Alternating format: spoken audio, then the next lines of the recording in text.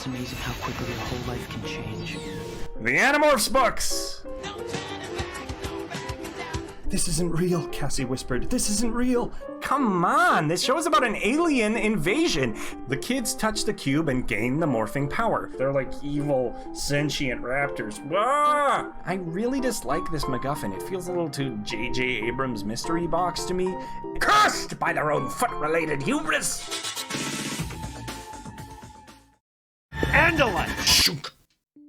Hello and welcome back for another journey through time to the glory days of low-budget children's television entertainment. Join me, won't you, as we delve into the strange weirdness that is the Animorphs television adaptation released in 1998. Last time we did a brief overview of the book series covering my history with the franchise and diving into the background of the television show.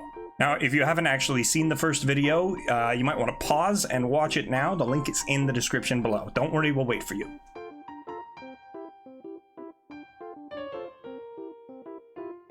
Done? Welcome back. Good. Today we make the promised return and tackle the second episode in the series. My name is Jake, part 2.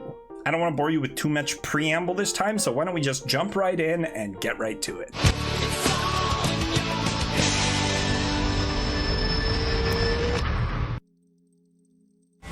My name is Jake. We begin where we started last time, with Jake monologuing on the street. Everybody's giving him the evil eye, building a real sense of paranoia. I can't tell you my last name or where I live because the controllers are everywhere. Log Lady here seems especially off-putting. I wonder if that baby is a controller.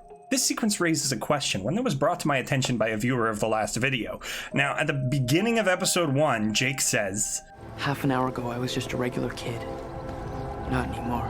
Now, the viewer might rightfully ask, what happened to him half an hour ago? It can't have been the incident at the construction site. The Elfangor crash-landed in the middle of the night. I naturally assume that maybe the scene of him walking down the street occurs after some monumentous event, like a crucial decision or the attack on the Yerk pool. But turns out, no, it seems that the big event half an hour ago was discovering Chapman to be a controller, and that's assuming that the events of this episode immediately follow the events of last episode, but it kind of also feels like it might be the next day.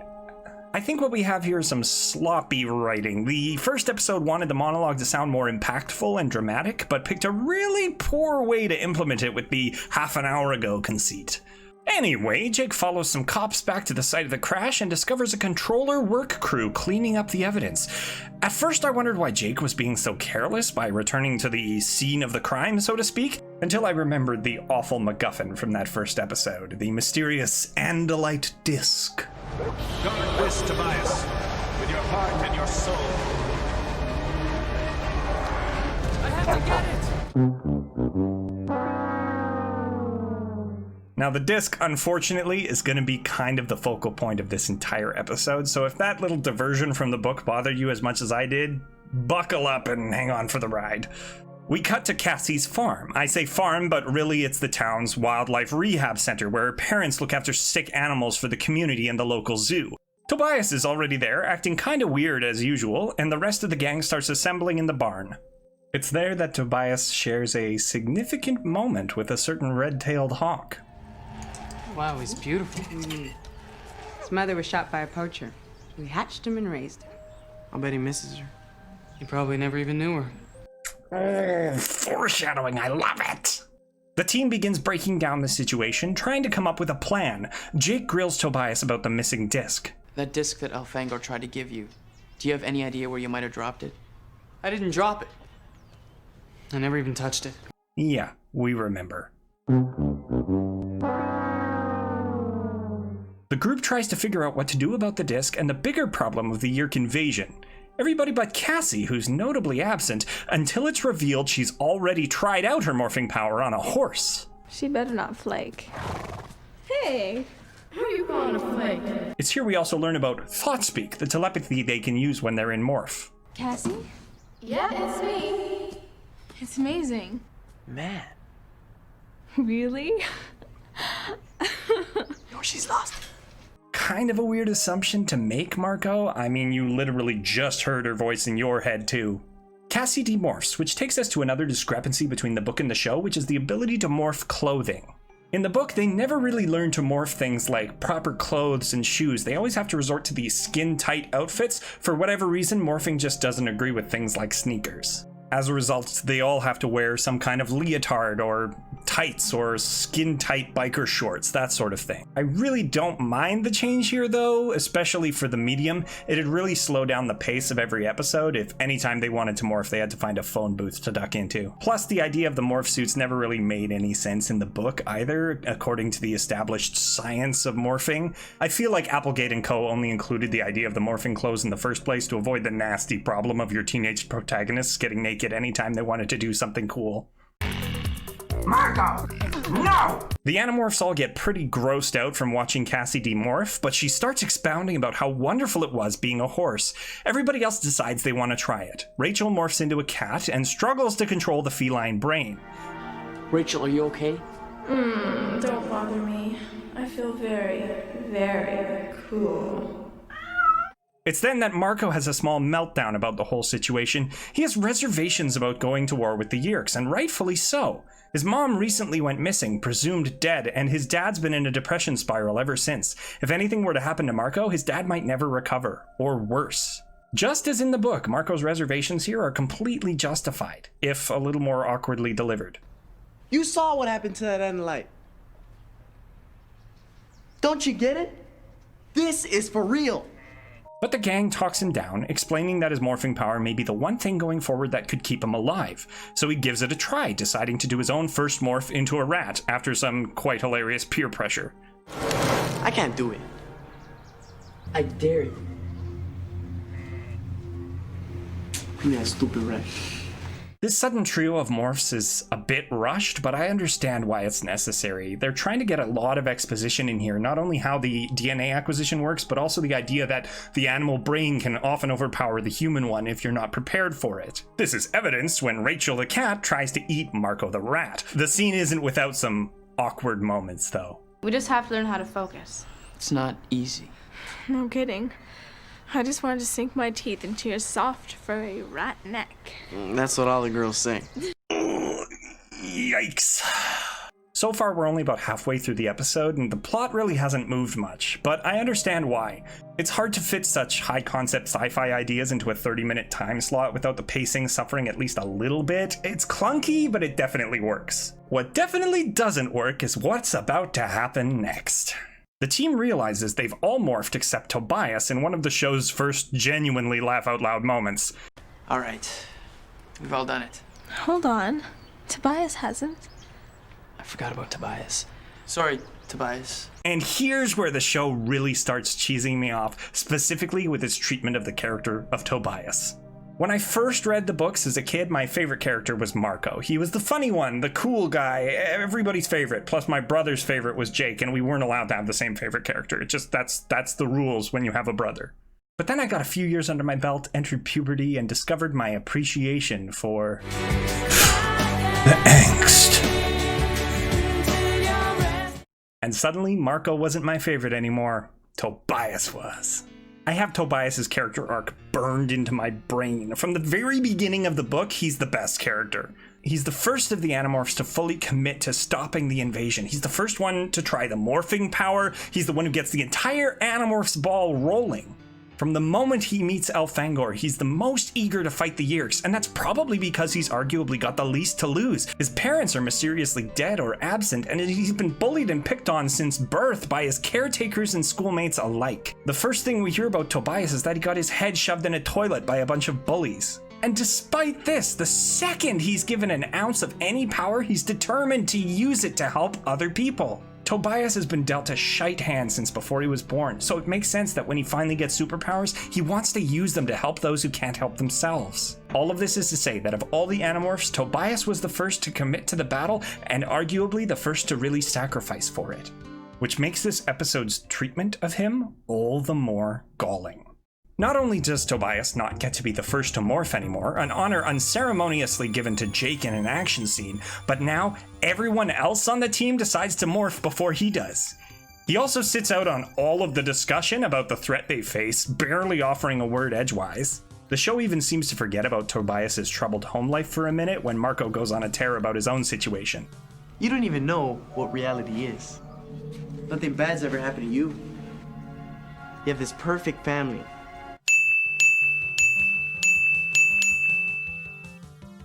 And then, when the gang finally realizes that they forgot he existed, they turn, only to find that he has run away. Tobias? Tobias? Tobias, the quickest in the book to decide, the initial moral center of the group, the one willing to fight even if none of his friends decide to do so, has instead run away from the team without even morphing, leaving them to anxiously speculate that, ooh, maybe he's been a controller the whole time. For all we know, he could be working for the Yeerks right now. This is some steamy hot bullcrap right here. Not only is it borderline character assassination, but it's being done in service of some contrived paranoia subplot that doesn't even last the entire episode. And yes, I'm extra angry because they're doing this to my favorite character, but it just feels like an aberration. It'd be like if they made a subplot where Cassie hates animals. It just feels wrong. Also, what the heck is this cut, for real?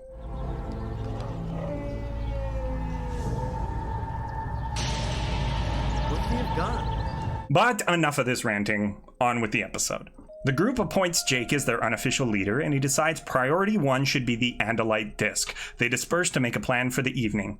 Before leaving on the mission, we get to see a few of the team have some touching moments with their families. Rachel has a really cute scene with her sister Sarah, who pretty much outacts everybody else on the show. But you said if I ever touched it again, you'd kill me.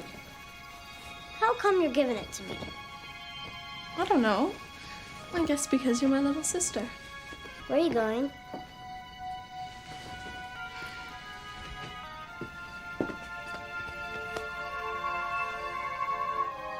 Rachel? Yeah?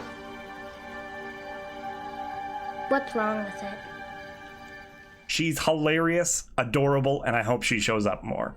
We get to see Marco making a TV dinner for his dispirited father. I'm really glad they included this, and the actor playing his father does a really good job. He's the perfect balance of brave-faced role model and despondent, grief-stricken burnout. It's a short scene, but it really gets across the awkward dynamic between these two.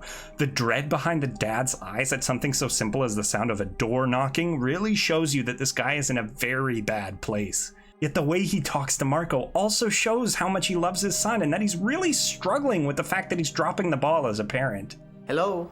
You're an engineer. You can't program a VCR? You're so... I'll be back, Pops. Don't worry about it. You're beautiful. Hey.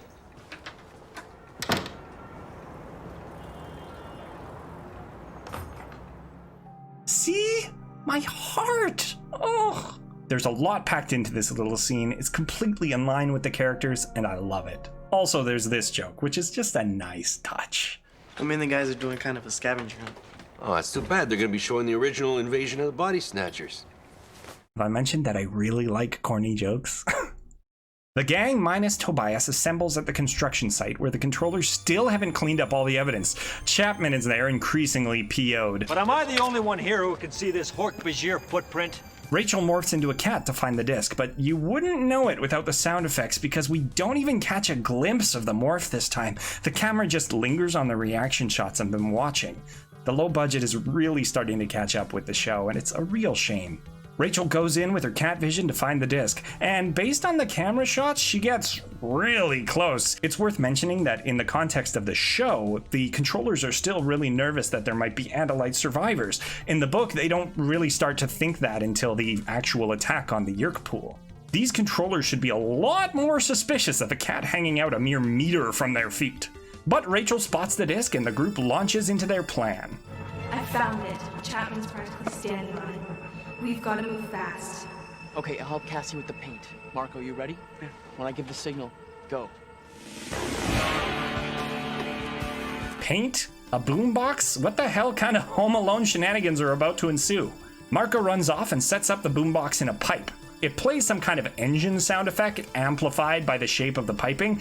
Where he got it from is anybody's guess, and then lights up some road flares. Help! They're landing! Over here! Help! Help! Marco's distraction works, and he books it. The controllers race round the corner, only to see...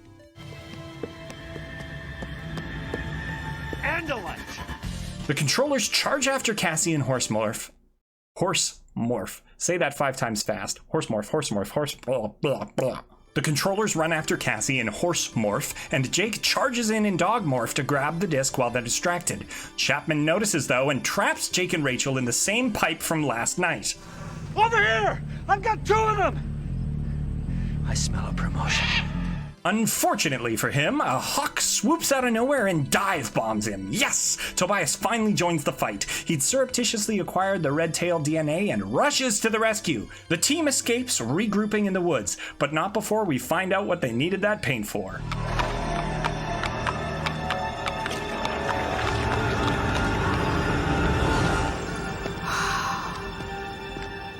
Oh my god, this is so good. I know this is nowhere in the book, but it's just too good not to love. Tobias regroups with the gang, and they angrily grill him for running off. Rightfully so, since it's completely out of character. The only justification he can offer is... I don't know. We were all scared. Yeah, but I guess I was a bit scared that maybe I'd like it too much. I mean, it's nice foreshadowing about what's about to happen to him, but was it really worth this red herring subplot? I personally don't think so. I'm never a fan of when adaptations sacrifice the integrity of a character to make some cheap, in-the-moment drama. The episode ends with them examining the big MacGuffin. Rachel wonders if it'll work in Jake's home computer, which, I'm sure that's gonna work just fine. A quick monologue from Jake, and that's it for My Name is Jake, Part 2. 5 normal kids against an army of ruthless alien slugs. Those yerks don't know what they're in for.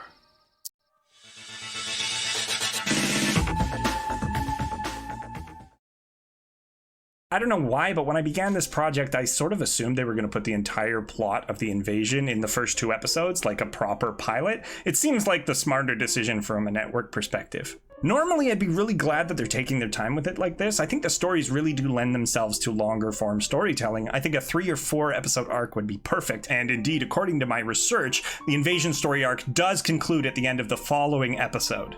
This seems pretty perfect to me. It's a good 3-act structure. The problem is, half this episode was necessary exposition, and half of it felt like unnecessary padding. This whole mission to get the disc feels really hard to justify when we still have to get through Jake's lizard morph, the acquisition of the combat morphs at the gardens, and the actual attack on the Yerk pool. That's a lot to fit into next week's 25-minute episode.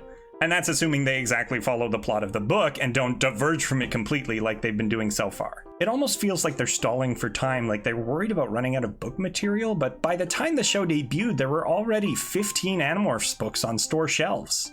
Assuming a rate of 3 episodes per book, that's already 2 seasons of material to draw upon. And K.A. Applegate is no George R.R. Martin. She was publishing a new book every month from 96 to 2001. If they by some miracle had stayed on TV for all 54 of the main Animorphs books, they'd have at least 150 episodes of content. That's not even counting the Megamorphs or Chronicles books. 150 episodes is way longer than most kids shows lasted back then.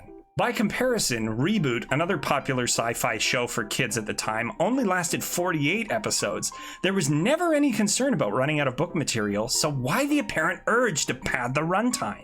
Despite some big reservations, however, I can't help but be really fascinated by this show. I mean, the clearly low budget makes me want to root for it all the more. In a way, the Animorphs show has the same sort of scrappy underdog energy that the Animorphs themselves have. You really want to root for them, despite the fact the odds are against them and they kind of don't know what they're doing. Despite my misgivings for a lot of the choices, especially in this episode, I find myself really curious about what's about to happen next. I want to keep watching. I only planned to do this one follow-up vid to my Animorphs video earlier, but as I said before, I was kind of blindsided by the 3-episode arc thing. I don't want to leave it on this note. I really want to finish the entire arc of the invasion. So stay tuned, because in 2 weeks' time, we will be back with the conclusion of Animorphs TV, Episode 3, The Underground. Can the show pull this runaway ship back on course and steer it into port? I, for one, really hope so. Thank you all for watching. I've really been appreciating the feedback I've received on the videos so far. If you'd like to leave a comment below, please do. And if you know any really huge Animorphs fans in your life, please send them a link to the video. I'm genuinely curious what people thought of this show at the time it released. But for now, stay safe, I love you, and thank you for being here.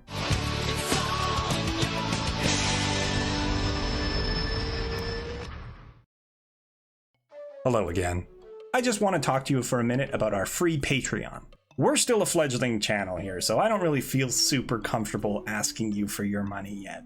It's part of the reason I quit acting. I hate doing self-promo. But our Patreon right now is more of a free news update place where you can hear all the goings-on about upcoming videos and even catch a deleted scene or two from previous ones. So if you want to check it out, the link is in the description below. Again, the posts are completely free, but if you do decide for some reason to make the questionable decision to give me some money every month, $1 or more will get your name in the credits of any video I make during that period. Again, asking for this kind of thing is super weird for me, so thank you for your patience and your understanding.